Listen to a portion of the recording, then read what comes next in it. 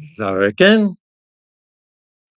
I spoke yesterday about the idea of the Kalergi plan, which is frequently alleged to be operated and encouraged by Jews as part of a conspiracy to destroy Europe. I happen to believe that this is nonsense, but that's by the by. I noticed in the comments references to small bonnets, a variation on the phrase small hats. This was made with the explicit claim that the writer could not use the word Jews because YouTube would not allow him to do so.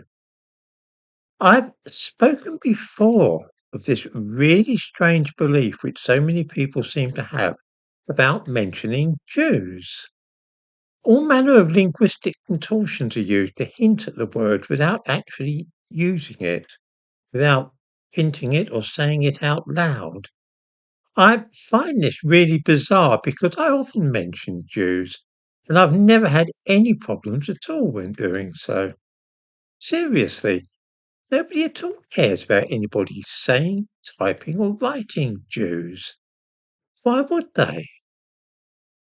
I have an interest in myths and legends, and I've made the most strenuous attempts to track down the source of this particular piece of folklore, but with no success whatsoever.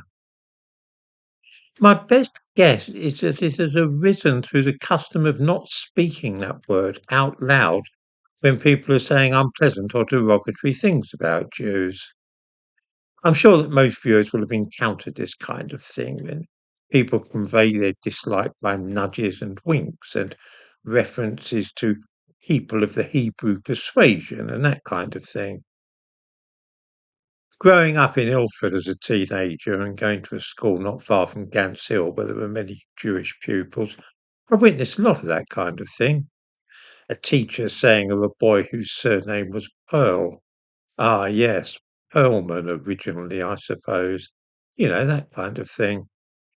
Something noticeable was that these people would never actually say outright that they did not like Jews.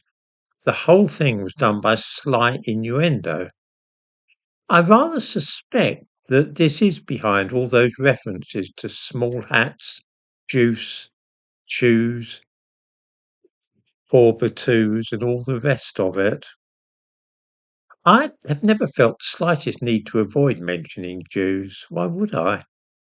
If any viewers can shed any light on the business, I would be very glad to hear their views. I hasten to add that I have no objection at all to people using all these euphemisms for Jews when commenting here. I'm just curious to know why they feel the need to do so.